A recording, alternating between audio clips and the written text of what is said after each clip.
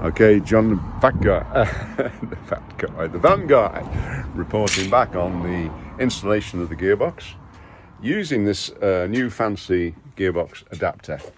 Right, I thought I'd post this now because it's kind of important if you're thinking of getting one of these things. The adapter, there it is, in disgrace. I tried, honestly, various means of adapting it as such. I took the actual wings off it, didn't really help. The big problem is that it doesn't tip in two directions, and also it's high. There's no getting away from it. I mean, you could use a low profile jack, that might give you another inch, but it's not great.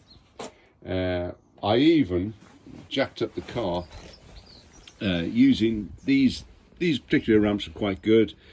They've got these little pillar hydraulics which you can put under each one and then jack up. That gives you about another 6 inches, 8 inches, something like that, which did help a little bit. But overall, the bottom line is I wouldn't get one. I wouldn't buy one. If it's going, you can do as much with an ordinary jack. There's somebody online has made a wooden platform, and the good thing about to sit on an ordinary jack, which is not a bad idea actually. Again, the big thing is the height is against it. It's not very. It's not easy to use, and I could have done the whole thing with an ordinary jack without this thing, which was low enough. And I think the main minus is the height. There's no doubt about it. You're better off using jacks, and possibly a jack with a wooden platform to actually take the gearbox. The gearbox now, after a lot of fiddling about, is actually, and I'll show you. Right, get it under here. Oh, what fun. You can see the gearbox there. I've got it sitting in there. Now, the important thing, I think, to get the gearbox in line, there's an alignment dowel down the bottom here on these. And I did seem to have quite a bit of space when I first put it on, but I think that's when I had it quite high because of these hydraulics. So I've dropped that front suspension a bit, dropped those two jacks to bring it down to the ramp size.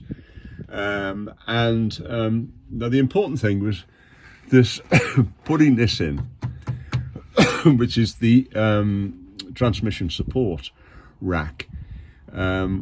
That helps you to line everything up. Once I actually did that, the thing slotted in beautifully. So that's something to bear in mind. So I'm now working out which bolts go where.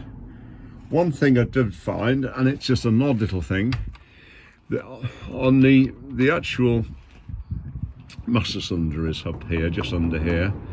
I found trying to put a bolt in here to what must be welded bolts and welded nuts on the inside, all very well, unless the welded nut breaks off, which it has done here. So now I'm stuck with this thing.